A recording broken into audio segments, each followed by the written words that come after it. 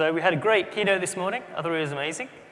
So now we're going to go into some of the sessions. So I'll warn you right now that I was told that under no circumstances should I A, do a live code demo, and B, not cry and sit in a corner, and C, also try and make it as interesting as possible. So I definitely failed on part one because I'm going to do a live code demo for the whole session. Things will go wrong. I'll warn you now. As always, the rule is try and use as much beta stuff as possible to try and make this as exciting and as nerve-wracking for me as possible. So if I start getting emotional on stage because things don't work, guys, help me out here. If you see me type something wrong, I'm relying on my friends here to also shout out. And of course, the main thing here is, as you know, if you like something, cheer, be excited about this. Tweet, #BuildTour, #Canada. Show people what you really like, and hopefully we'll have a great session. So, to keep my manager happy, I did say I'd do one slide at least, just so it feels like it's a session here. So I want to talk to you a bit about Xamarin now. So you saw earlier on today when I was demonstrating the My Driving application, we had 3 different heads. So your iOS, your Android, and your Windows. Well, this is just a quick slide briefly explaining how that all works. So the key thing about Xamarin application is we're trying to make sure that as C# developers, by the way, how many C# developers do we have in the audience? That's the number I like to see. Out of interest, how many iOS developers do we have? All right. Android? OK, cool. This is pretty good. How many XAML guys do we have as well, by the way? OK, great. So the key thing here is, as C# developers, we want to try and make sure that you get the best return on investment for the knowledge that you already know. To try and learn as little as possible to at least get you as far as you possibly can before you need to start learning new things to take advantage of that skill set. So here we have the shared code. The shared code is basically all your business logic, your DTOs, all the usual places where you'd write things that help your application run, but not necessarily the UI layer, because that's unique per platform. So that brings me on to the next bit. So every application, once it's got its rich business layer, has a thin user interface layer. The idea of this layer is to make sure the application behaves like you'd expect it to on its corresponding platform. So this might be a live tile on Windows, for example. And the final thing is native APIs. So sometimes there'll be places where actually it's no longer business logic. You might want to try and get hold of some of the native APIs that may be Bluetooth or maybe GPS. So what I'm going to try and do today is show you some of the magic that we can do with Xamarin to at least get you as far as possible building an app. So now, of course, as I said, this is a live code demo, so please be kind. And let's start off by getting into my favorite IDE, Visual Studio.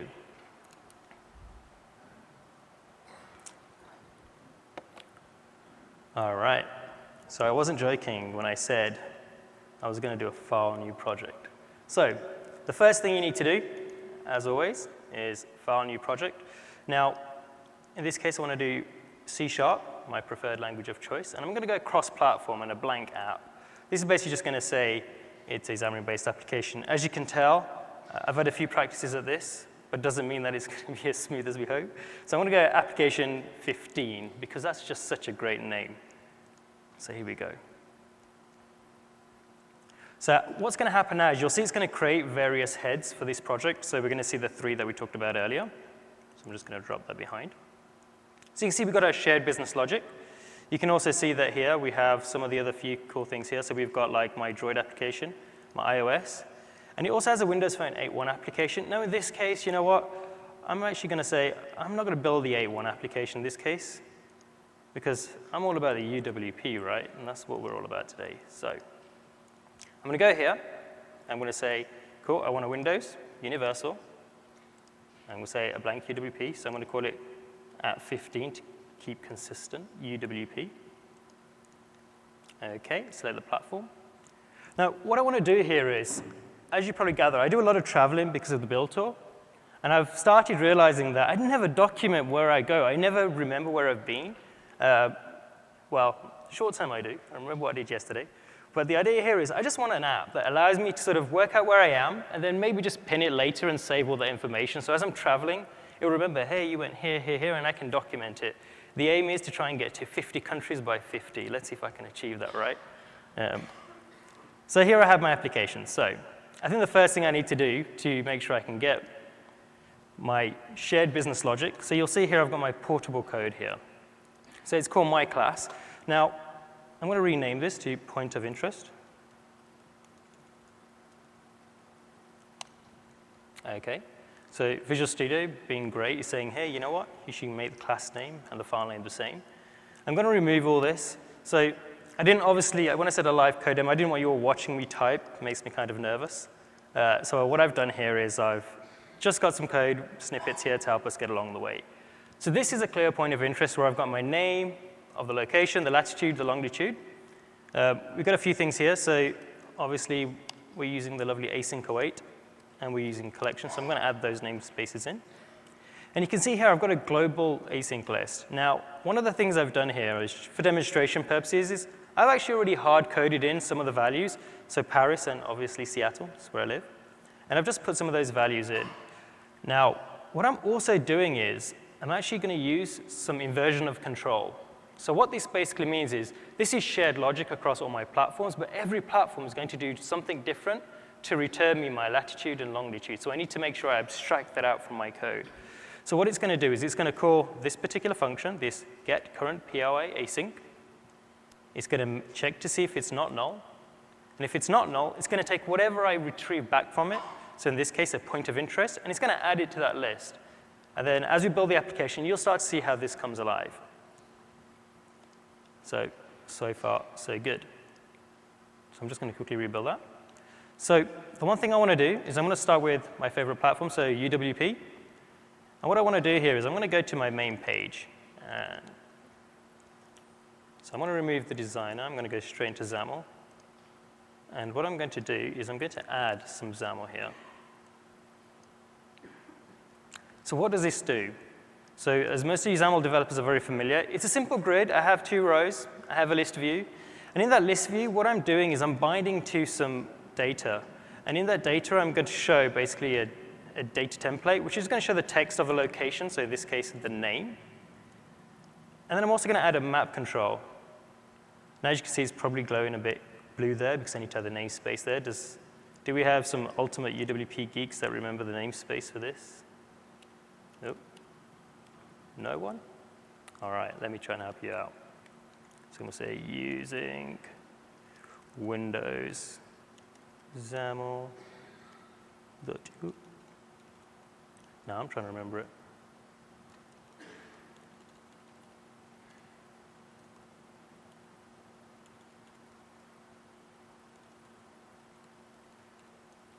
Failing that, I do have a backup, so we're all good.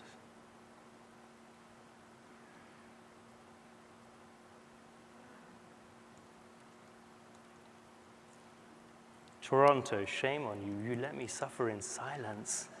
What? What did I tell you at the start? We're meant to be friends. All right, never mind. Maybe we're still not at that friendship level. By the end of this talk, we will be. OK, so the next thing I need to do is I need to now say, OK, now I've got my UI built. I need to give it some logic, right? So I'm going to override on navigated to. I'm just going to put in some code here. So I'm going to add in my data source.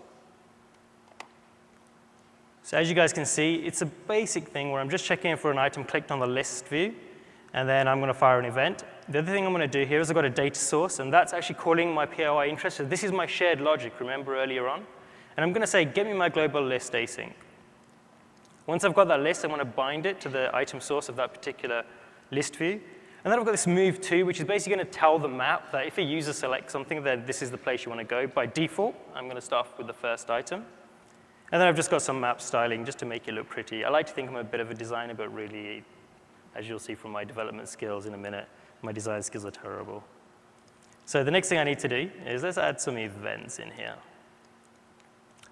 So this is just basically making sure that my POI list and my move to is populated. So I'm just going to add those namespaces in. Now, interesting here, what Visual Studio is doing is saying, hey, don't forget, you're using point of interest. This is in your shared assembly, your portable class library. So you need to make sure you add the reference. So I'm going to do that. And there we go, that's added. And here you can see all I'm just doing is when the item's clicked, I just move to POI. Move to POI creates a basic geoposition. So this is what the map control uses. It selects the latitude and longitude. And then I just say to the map, hey, based on this location, just try and find me the best fit you possibly can.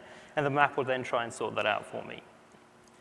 Now, interesting, some of you probably noticed that I've got a squiggly line on the await. So does anyone know what I need to do to remove that await squiggle? Can't hear? Someone said it. Yeah, go for it. You're the man. Yeah, async. Oh. There we go. So based on this, I have a general what I need to do. I'm just going to do one last thing here. Now, at this point in time, all I've done is I've just pulled the hard-coded list. I haven't actually done the inversion of control. I haven't said, hey, Windows, go and use the GPS on your device and tell me where am I. So I'm just going to add this get POI async. Oh, in the wrong place. And I'm going to do that just here. So what I have here is a Lambda expression. And I'm just basically calling out, saying to Windows, hey, what I want you to do now is using the geolocator, which is the GPS control for Windows. So go and get me my geoposition. And then based on that, I just want you to go and add a new point of information with the information of the name and the latitude and the longitude. So we're almost there. We've almost built a UWP app that does something. The final thing I need to do is I actually need to go to the package manifest. And what I need to say is that because I am using GPS, I need to make sure that location is enabled for this capability on this app. So I'm going to save that. So this is going to be the first F5 moment of the session. If this works, guys, this is at least one round of applause. I'm just trying to preempt it just in case. All right, here we go. So I'm going to say x86 because it's a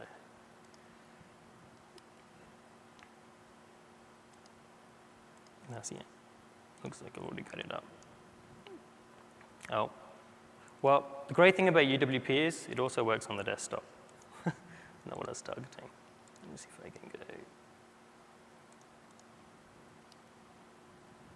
We'll do that again.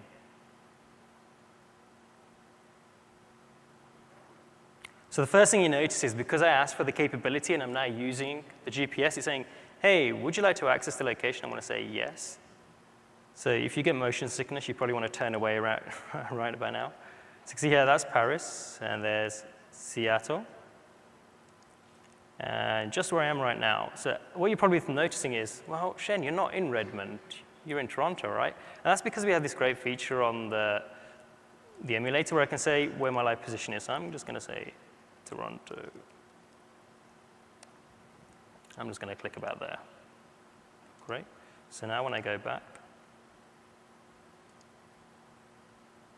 maybe not. Let's do a restart. It's a live code demo, guys. Come on, seriously. All right, here we go, one more time. Come on, just tell me where I am. Hey, I'm in Toronto. Fantastic. All right, so the good news is one down. Technically, it's UWP, so it's more than one down. It's quite a few down. 2 more to go. So the next one I want to do is Android. So I'm going to set this as my starter project so I don't forget. So similar to your C# XAML, Android also have something very similar. So they have something in their resources layout. It's called AXML, like I said, like XAML, but not quite. I'm going to open this up. And the great thing here is Visual Studio's Designer is already compatible with this. So if you're an Android developer, you'll be very familiar with some of this. Now, while that quickly just loads up, you can see they already give you like a very basic sort of hello world. See if I can zoom in a bit. Oh, too much. So I've got a hello world, click me. I'm not interested in this because we're going to do something way more cooler. So I'm going to add a table. Oh, actually, yeah, let's do it.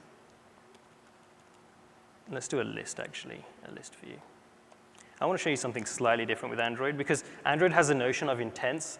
It's similar to application protocol. You know how we do protocol execution on Windows? It's a very similar process. Well, rather than have the map control inside, I'm now going to show you something slightly different because I want my Android experience to also be different, just so it's something good for those guys. Where I'm going to launch the Google Maps app instead because that's their default client. So I'm just going to save that. Now, instead of a XAML CS, they have a main activity. And this is the UI. So the way the Android markup works is it'll say, OK, well, find by view, which is very similar to our XAML find name. I'm just going to quickly initialize the Android device. So what this code really here is doing is saying, hey, I've got a list view, which is the one I put on the UI. I'm now going to find that list view by its name, so list view 1. I'm going to have an event handler, so when every time I click something, very similar to our UWP example, what's going to happen is it's going to say, OK, fire this event. I've got a data source, which is of type of pointer. It's actually a list of point of interest. And then I'm just going to create an adapter. What an adapter is, it's similar to data binding like we have in XAML, but the way that Android works is that you have to go and create your own adapter for this. So I'm just going to quickly create my.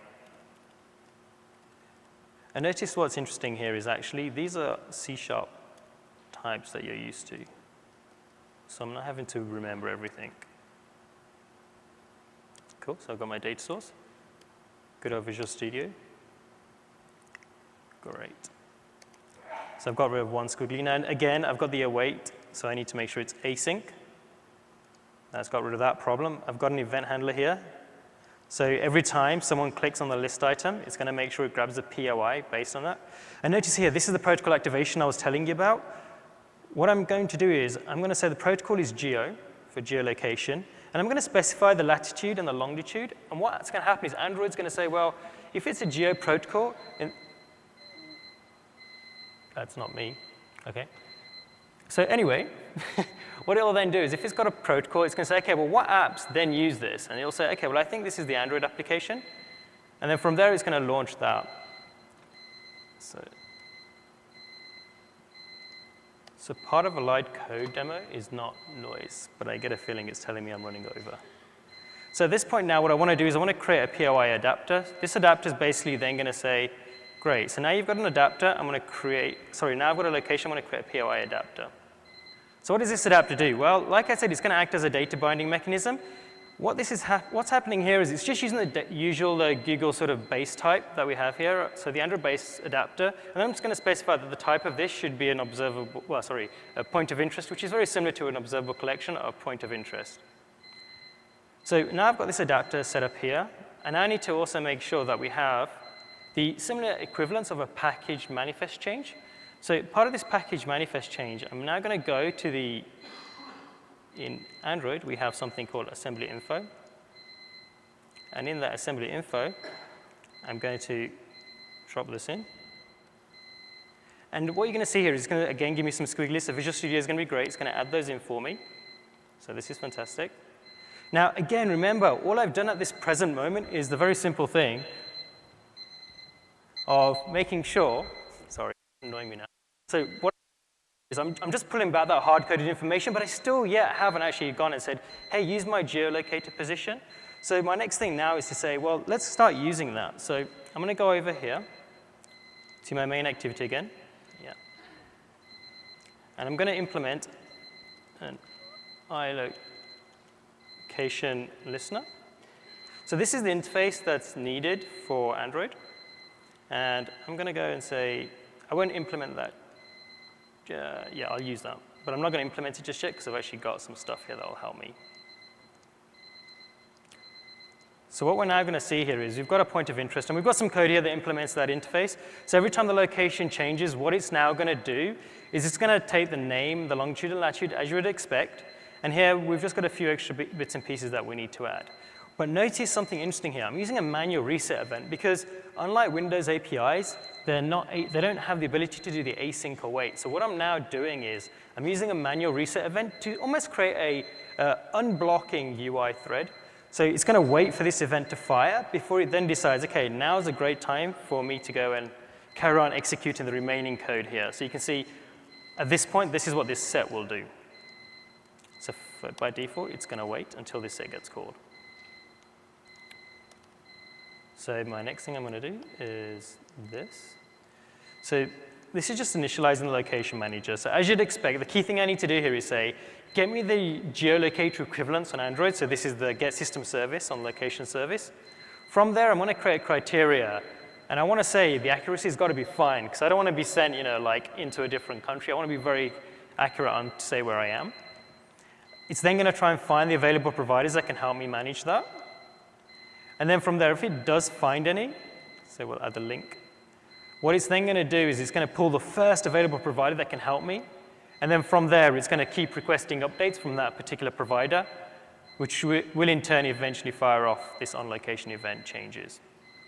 So let me go to here, and let's just, oh.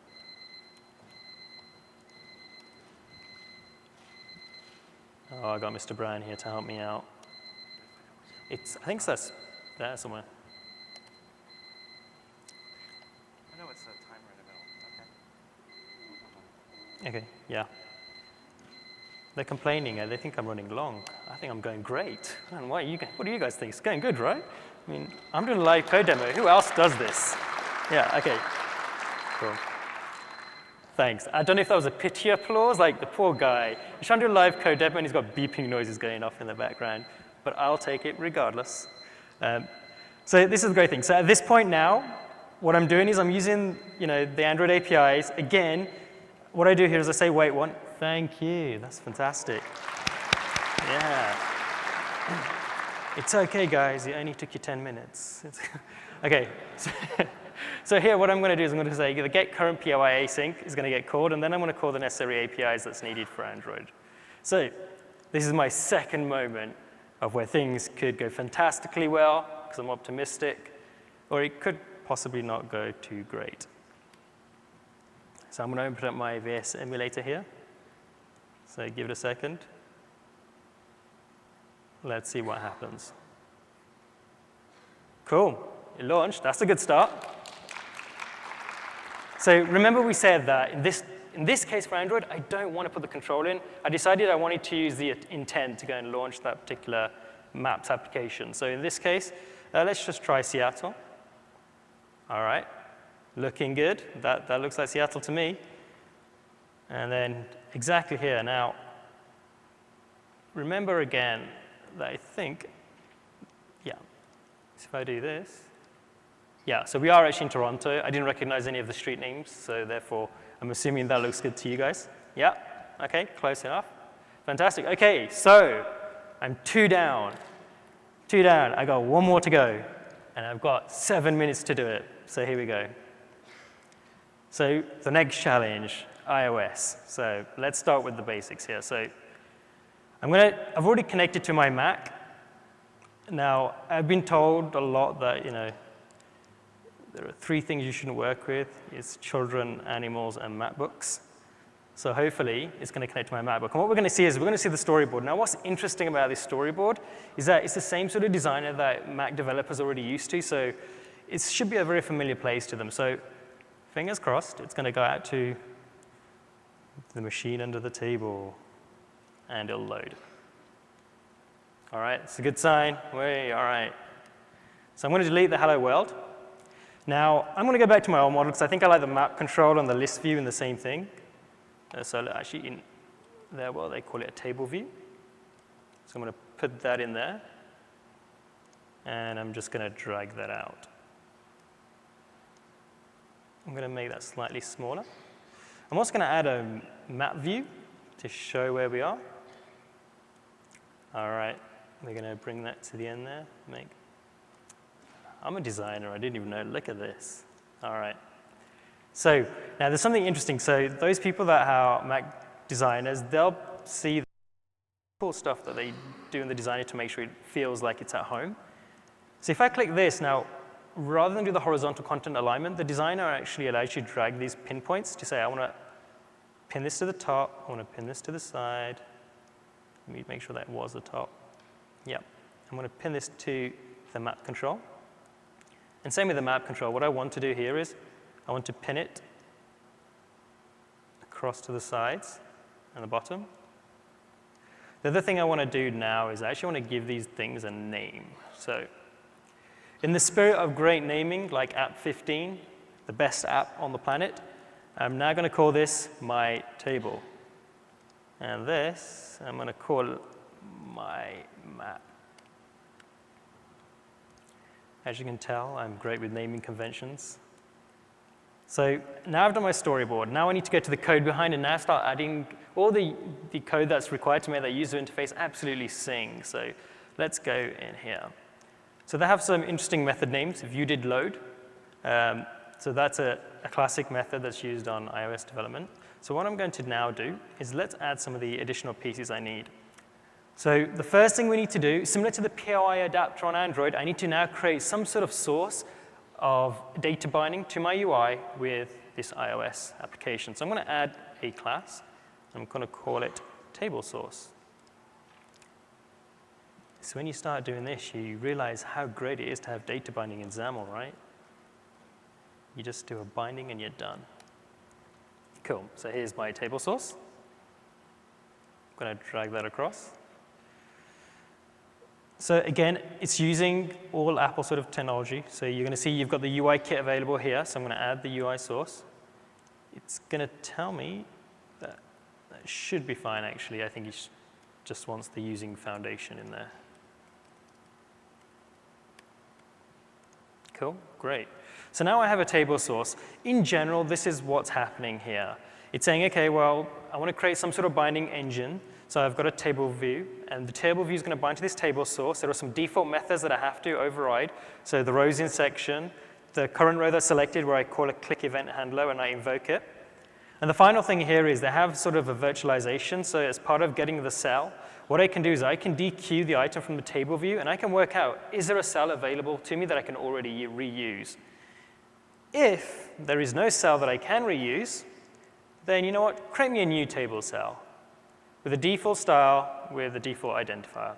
And then I'm just going to set the text label inside that cell to the item name. In this case, Seattle, Paris, or wherever I am. Cool. So the next thing I need to do is now initialize my data source.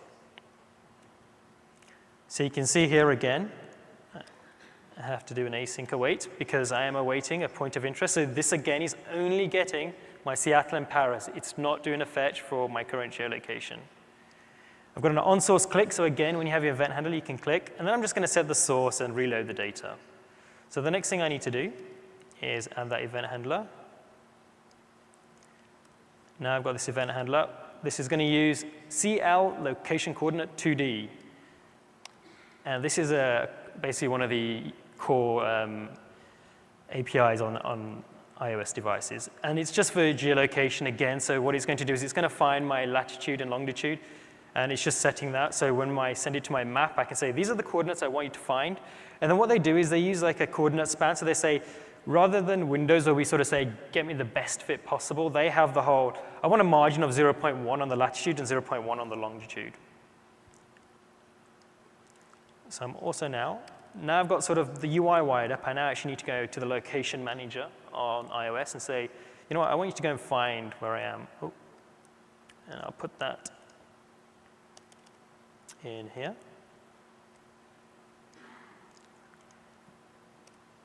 So I'm going to use a CL location. Let's put in those data members as well, since we have this OCD. When I start seeing a lot of red squiggles, it hurts my eyes. So I'm going to add that in. So the manual reset event, again, very similar to Android.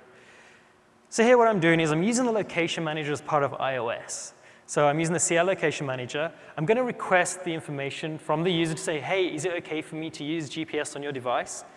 Then from there, I'm going to provide it the usual, you know, if I want any filtering on this, or what's the desired accuracy. So here I'm saying 1,000 meters, equivalent to 1 kilometer, I suppose. I've got the event that will keep firing every time it gets a new location. And then the next thing I need to do is just say, OK, now I've specified all my parameters. I need you to start looking and searching for where I currently am. So at that point, it's going to go and call this Lambda expression, where it's going to say, OK, I want you to wait. I want you to wait until we know we've got a location. So how do we know we've got a location? Well, we have that event handler. On that event handler, you'll see here that I have, the first thing I do is I stop looking for where I am, because I think I know by now I'm in Toronto. I give it the name and the latitude and the longitude, as you'd expect, and then I set the wait event. So at this point now, it will go and make sure that it releases that lock. So we're on the final hurdle, the final step. I need to as you saw before with all our other applications, we've had to specify in the UWP app the capability in the package manifest. You saw on the Android application, I had to go and specify in the assembly info. Well, on the iOS applications, I need to specify in the info.plist, so I'm just going to use an XML editor. We do have other editors that you can try, but I'm an XML guy. So now I'm just going to add just a few things here. And this is just basically what the user is going to see. So it's going to say, hey, you're about to use location. This will be called blah, blah, blah. Please let me go. All right. So how lucky do I feel? Well, not very lucky because my Mac disconnected. So we'll try connection. If this works, great. If not, you're going to have to take my word for it that it's amazing.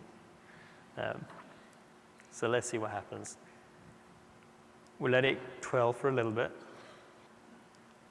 All right, we'll give it 10 more seconds. By the way, did I mention that the UWP app just worked on the desktop without me having to change into the UI? Isn't that cool? All right. Oh, that was a connection. Fantastic. I want to say thank you for being with me. Hope it was great. If you have any questions, we'll have Q&A later.